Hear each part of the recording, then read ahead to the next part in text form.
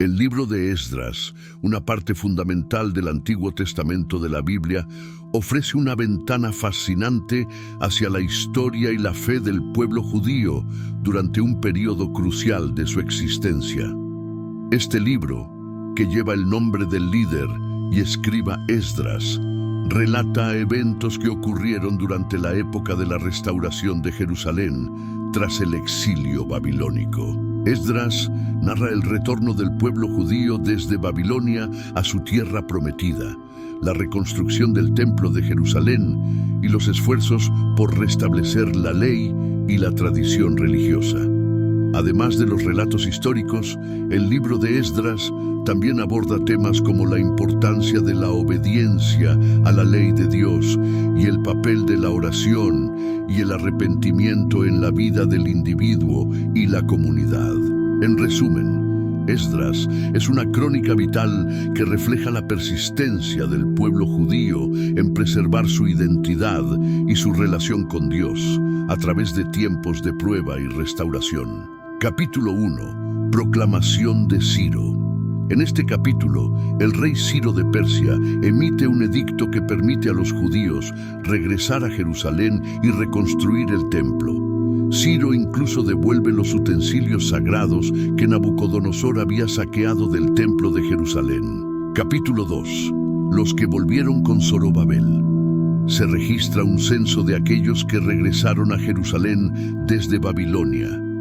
Este censo incluye a los líderes y las familias de las tribus de Judá y Benjamín, así como a los sacerdotes, levitas y servidores del templo que regresaron. Capítulo 3. Restauración del culto.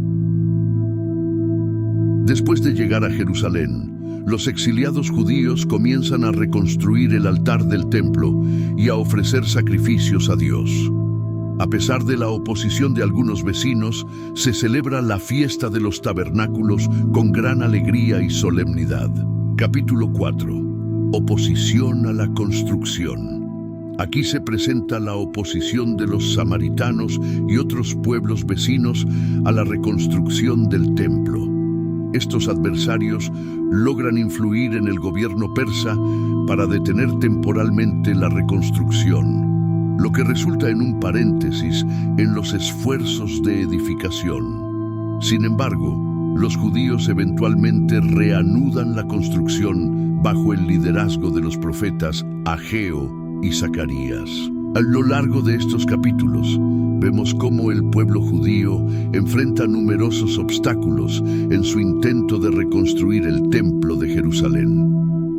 A pesar de la oposición de los samaritanos y otros pueblos vecinos, así como de los desafíos políticos, los judíos continúan perseverando en su tarea de reconstrucción. La lección aquí es que, cuando estamos comprometidos con un propósito justo y alineado con la voluntad de Dios, debemos seguir adelante con valentía y determinación, confiando en que Dios proveerá el camino y nos dará la fuerza para superar cualquier obstáculo que se interponga en nuestro camino.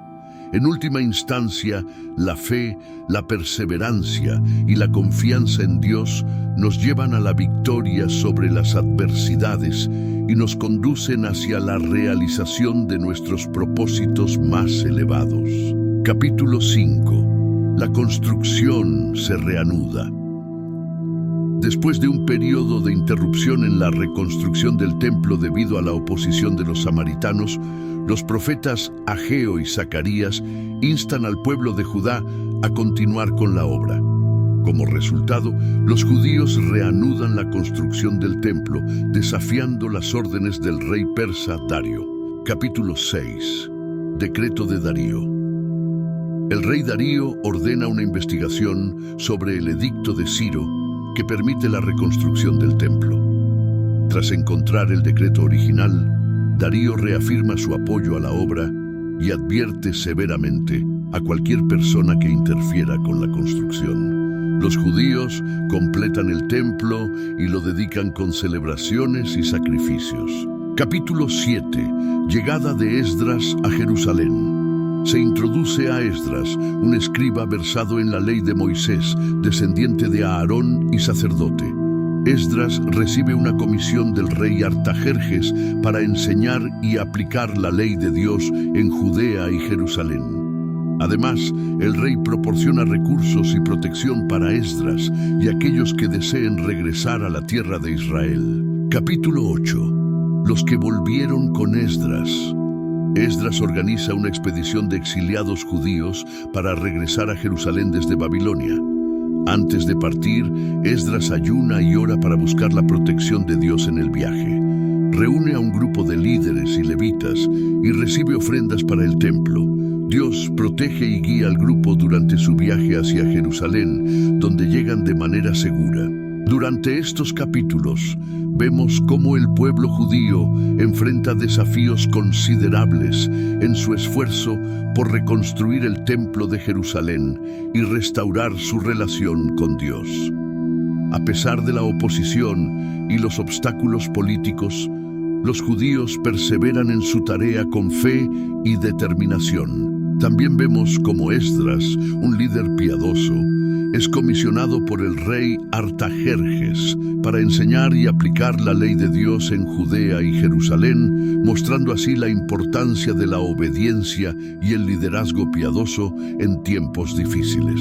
La lección aquí es que, cuando seguimos fielmente la voluntad de Dios y confiamos en su provisión, incluso en medio de la adversidad, Él nos guiará y nos dará la fuerza necesaria para superar cualquier obstáculo.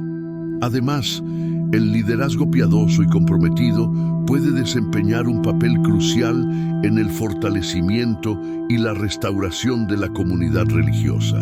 En última instancia, estos capítulos nos recuerdan que la fidelidad a Dios y su palabra es la clave para superar los desafíos y experimentar la restauración espiritual y la bendición. Capítulo 9.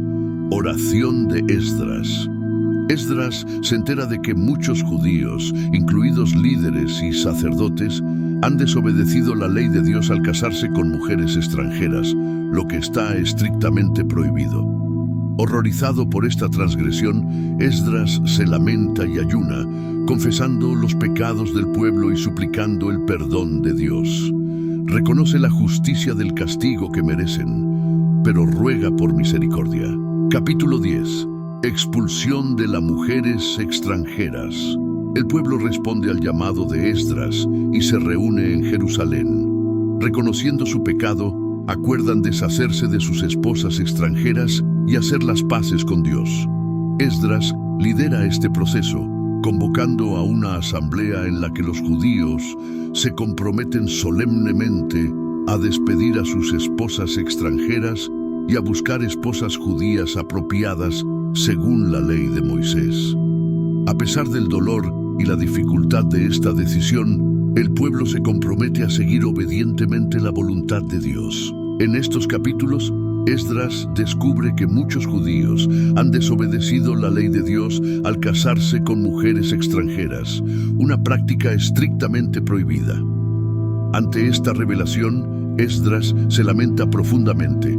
Ayuna y ora, reconociendo el pecado del pueblo y suplicando el perdón divino. A su vez, el pueblo se une en arrepentimiento y compromiso de enmendar sus caminos. La lección aquí es que cuando reconocemos nuestras transgresiones y nos arrepentimos sinceramente de nuestros errores, podemos encontrar el perdón y la restauración en la misericordia de Dios.